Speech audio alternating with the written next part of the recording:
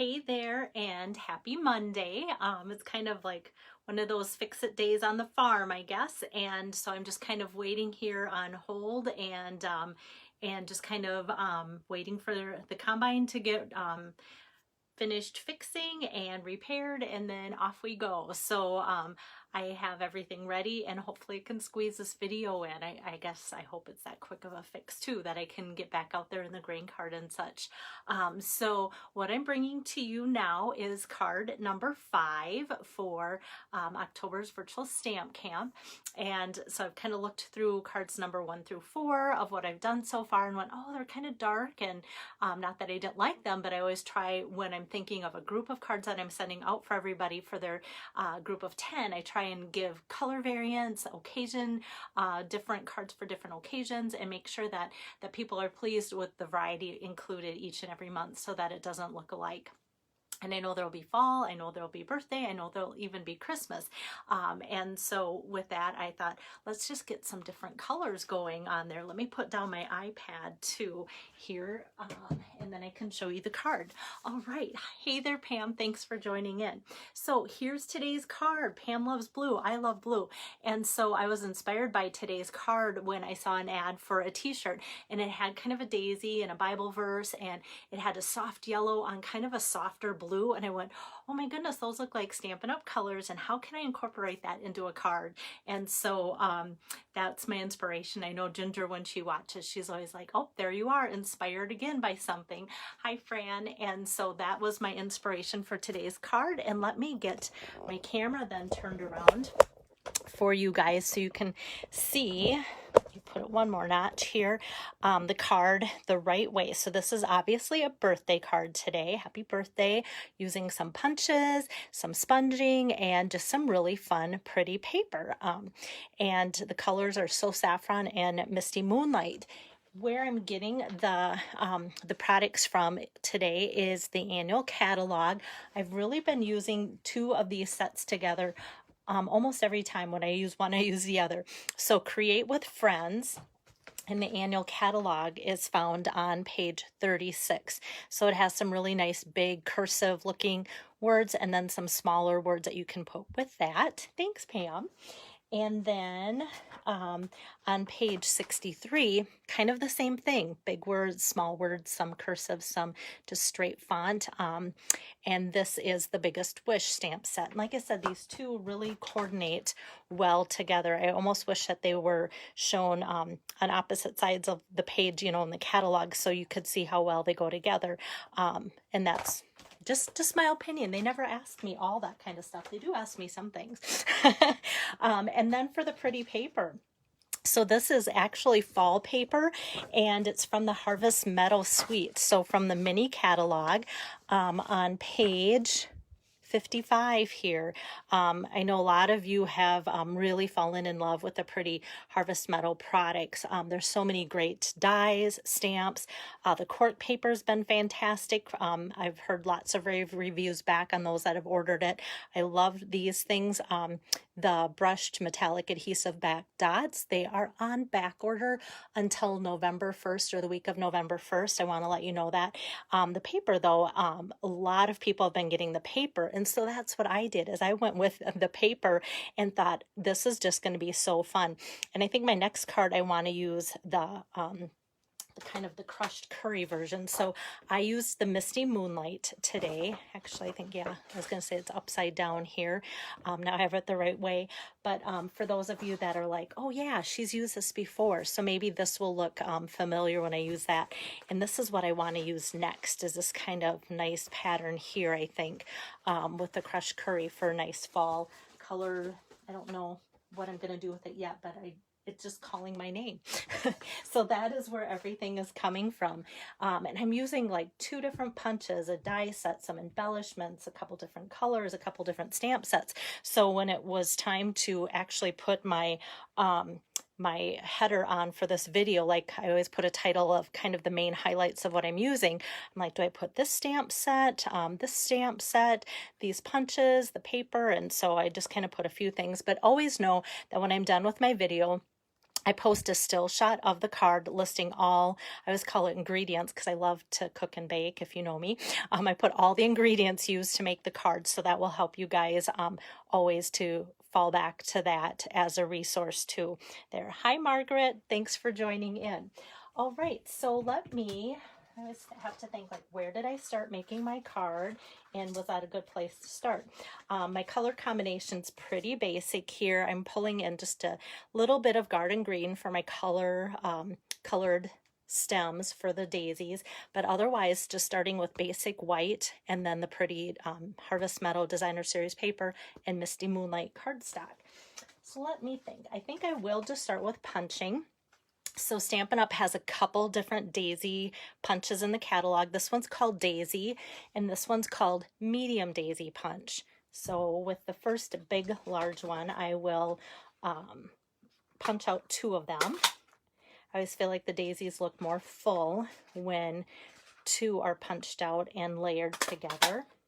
So I'm going to punch out 2 of those. I just cut a 2.75 inch strip that fits good for the daisies, and then I didn't measure this, I just had this piece here and it was such a nice size piece. So that is what I'm punching 2 of the medium daisies out with that. I'm just going to set that aside for now, and let me bring in some scratch paper here. You guys know I love my blending brushes. But for sponging, I am going to get out my sponge dauber. I haven't done this for a while.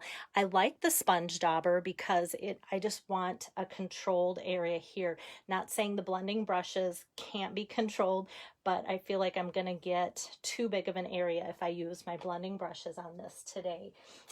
Hey there, Deb. Thanks for joining in. So Saffron is the light yellow color that I'm going to open up here and use. So I'm just going to kind of tap the sponge dauber. I love how they fit right on my fingers, so it feels like I have really good control because of that too. And I'm just going to lightly tap and then just kind of give it a swirl over the middle, also kind of going out around the edges too, because I want kind of a little bit of a halo, I guess you could call it, going out around the center there, like so. And that's all I'm doing for coloring on my daisies. So that is done. I'm going to set my ink pad aside because I'll need that for later. And then I'm going to do some die cutting. And I have had on my wish list, when the new catalog, when I get it in my hands, which is earlier because I'm a demonstrator, I make a wish list, and this was on my wish list for a long time. Hey there, Chris, thanks for popping in. These are the Scallop contour dies, and love these. So there's all these dies, couple dies to cut out flowers, a nice scalloped edge, which I thought about incorporating in today, and then these fun scalloped and stitched and little notched out frames there. So I'm using kind of the 2 medium ones from the center here in today's card, 2 different sizes. And because I fell in love with these frames and I've used or seen them used so often, I thought, do I need the stamp set?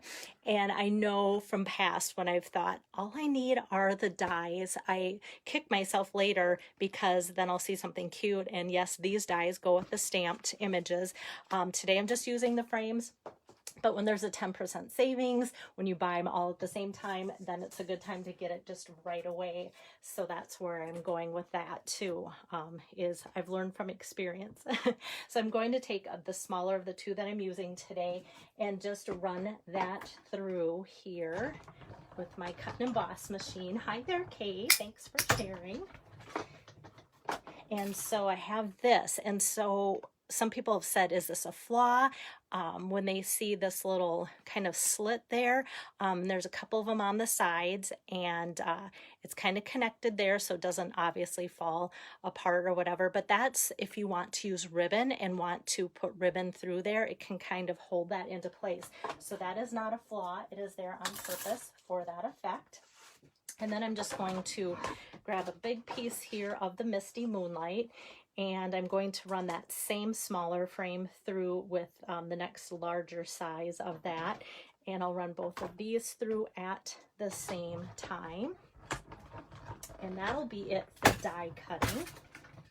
almost thought of using my Whimsy dies because those are so fun, but I kind of wanted something a little bit more framed and that I could kind of mat 2 different sizes, and so this just worked out so perfect for that. And let's see, how do I want to do this next? You can tell I was kind of like all over the board with trying to think. Like I said, my inspiration was that t-shirt, and the t-shirt did not look at all like this card, but I was like trying to pull in the colors, and I didn't want to tap anything or tape anything down. I was just kind of putting everything, and then when I really liked how I had it, I'm like, okay, how do I take a picture so nothing moves and I get it put on the right way? I don't know if you guys have ever done that. I'm sure you have. So since I'm not using any ribbon, I can go ahead and tape down with my seal here the pretty paper, and you do kind of have to watch because it almost looks as pretty one way as the other, but you can see the flowers need to go that correct direction there too. Next, I think I am going to actually stamp my birthday greeting out, and because both of these stamp sets that I'm using today are photopolymer, I'm going to use my stamping mat so that I get a nice crisp image. So the other color besides So Saffron is the Misty Moonlight. So I'll open that now, and I will stamp out my birthday sentiment. So from the Biggest Wish, that's where the birthday is coming from. And I originally on my sample put happy and birthday maybe over a smidge. On my second pass here with you guys, I think I'm just going to try and put happy on top and see what I think about that. So you can see this one's a little bit off to the side, and then this one's one on top of each other. Sometimes you can't make up your mind what you want until the card's completely put together too. So we'll see. Hi there, Leslie. Thanks for joining in. Okay, and now I can do some more assembly. So my card base here, Misty Moonlight, 4 1/4 by 5 1/2, folded this way, and then the pretty paper is 4 inches by 5 1/4. And now I'm going to put these 2 different sized frames on my card so that I can kind of know for spacing where everything's going to go. And I love this pretty paper, and I was kind of afraid that putting 2 frames on here would cover up too much of it, but maybe because it's a busier pattern, I think it's almost perfect because you still see enough of it, and you kind of get that feeling and texture that goes along with it without it being too overwhelming. Hi there, Joyce. And then next I can put on my birthday greeting here with just 4 dimensionals.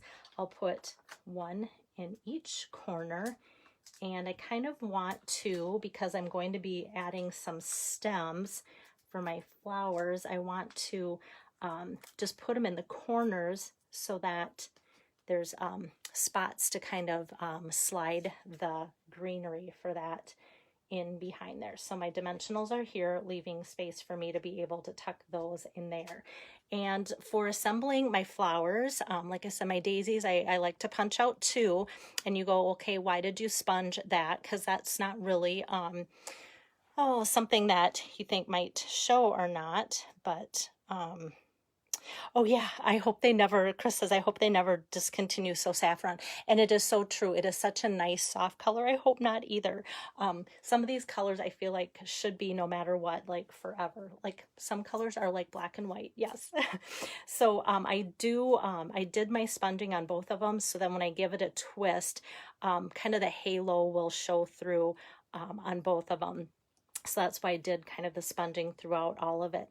I'm just going to take my top daisy here and just press down into a glue dot, and then the glue dot sticks on the back, and then I give it kind of that quarter turn. I line up my petals and then press it down, and so we have kind of the every other leaf showing with that. And I'm going to do that same thing here on my medium size daisy, and I'll just put that it works usually best for me to lay it down. And sometimes having both of them sponged separately like that too, is you get kind of different color variations, which I think is always kind of fun because that's the way nature is too, all sorts of different color variations. And then to tack those on here, I'm going to put a dimensional behind each one. And so that is one of those things where I feel like, oh, Stampin' Up! Did such a great job of making sure that there was enough room for a nice size dimensional on there for each of them. And before I put them on my card, I just have these little strips, and these are garden green colored, and they are cut about 1/4 inch. They almost feel or seem skinnier than that. I remeasured because I thought they must be 1/8 because they seem pretty skinny, but no, they are just 1/4 inch. And I'm just going to take and just cut a couple little pieces off of that. So if you have lots of scraps to use up, this is one of those projects like, yeah, don't throw away your green little strips because it makes perfect little flower stems for that. And I put my adhesive on this with just a little scratch paper underneath, so that way the extra adhesive will stick behind there. And then I kind of just put these down first. You don't want them too long, otherwise they will scoot back out to the bottom of the card, you know, like so. And I did kind of want a little bit of a V-shaped angle to connect my flowers to. And I only put adhesive kind of on the bottom, so from here down and here down. And then this can just be loose because it's going to be held up with the flower when I put this one on. Okay, I just was like, oh, I kind of got close to the edges, but it works. It'll stay. It'll be like that. It'll be fine. I did want to make sure that some of the frame was showing all around it. So I think I am actually going to scoot it so you can kind of see more of that stitched frame underneath there a little bit, because if it's cute and we're using it, you have to make sure that it shows. And now it's up too high. Okay. Am I overthinking it? Maybe so. Okay, so it's on there. You can see that little stitch frame. All right, there we go. So I've got the large one and the small one, and actually kind of, because the small one is smaller, I want to kind of put that one on top. There we go. And then if you want to kind of just take your fingers, give it a little bit of a fluff, I always think that looks kind of nice and gives it some dimension. But we all know if you're going to send this to somebody in the mail, that that is going to get flattened as it goes. But as you're making it, it's kind of nice to fluff it up and just go, oh, that looks kind of fun. And then for my embellishment, what I decided to go with, I was kind of torn because I had a couple options. In the holiday catalog, there are the matte decorative dots and different shades of the yellows and the greens. And this is, I thought, okay, this darkest green, that's almost kind of blue, would that work? And it didn't. And then the yellow, I kind of wanted something a little bit more flat than round. But otherwise, I thought these, you know, if you have the matte decorative dots already, then I always say, okay, then you're set. But what I chose to go with is the Playing with Patterns resin dots. And these are self-adhesive too, very easy to work with. And with that, I'm just going to take not the largest, but the next one up from that, and just put kind of one in the corner there, and then go with the next size, and then the smallest one there as well. And I think technically in the catalog, these Playing with Patterns resin dots are listed as the crushed curry color. So it is kind of maybe a little bit deeper, but I think it matches and coordinates perfect with that too, and just adds a little extra sunshine to the card. And now for the inside, this is where I pull out that other stamp set that coordinates with the cursive, and almost pulled out my birthday again because it's that same font. And this just says Celebrate. And how perfect, because that's what people should do when it's their birthday. So the Celebrate is a nice coordinating font to go with that. And that's all that I'm going to use for my inside of my card today. Just leaving the rest for you guys to be able to put what you want for your greeting to whoever you're sending it to. Hi Beth, hi Shelly, thanks for joining in. And it's just so pretty. I love that misty moonlight. And when Chris says, I hope So Saffron doesn't go away, I am going to miss the misty moonlight when that in color moves out of rotation, because it is one of our in colors that are only around for a couple of years. But that is today's card. I don't know why this one wants to just flip up like my sample card. That just stays down. Maybe once things settle down, it'll just lay there and behave too. All right, so that is my card number 5 for my October stamp count. Let me get my camera turned around. So yes, if you are interested in getting my cards for October, kind of maybe hold off. I just heard not too long ago that Stampin' Up's going to be putting out a flash sale Wednesday. So later tonight, they just said late tonight, they didn't even give us a time. There will be more information given to us as demonstrators.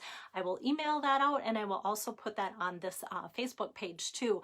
Flash sale usually means it's like 24 hours, so it's probably going to be a quick sale on Wednesday. I have no idea what the sale is, like what's going to be on it, how long it's going to last, nothing. All I know is it's Wednesday, which makes me think that it is just Wednesday, not like longer than that. But once I have more information, I'll pass that along to you.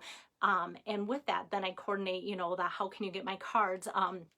So even though there's a flash sale, some people during celebration ask, okay, even though I'm getting great celebration freebies, can I still get your card with that same, you know, dollar amount of an order or whatever? So yes, with a minimum $75 order, you can get the 10 cards that I make this month for free using this host code. Using host codes is very important. If you just want the cards as a pack of 10, let me know, and then I will get those together for you as well. And the cost for that is $25, and that includes delivery if you're local, or the mail to get the mail and postage out to you that way too. So if I don't see any orders coming in because I've demoed today, I'm not gonna be afraid, because I know everybody's gonna wait till Wednesday. I'm curious tonight, like I'll be out in the tractor, but I can't wait to get that information from Stampin' Up to know what's gonna be on sale and see if there's anything that's on my current wish list that I need, or sometimes they've even just put like cardstock or things like that that we use all the time and need, especially with holidays coming up and the winter months coming up. I think a great cardstock sale would be good to replenish all of our shelves, because we all need more paper, right? All right, so that's all I have for today, and not sure what my schedule will be like going through the week, but have a great week, guys, and I'll see you next time. Thanks. Bye-bye.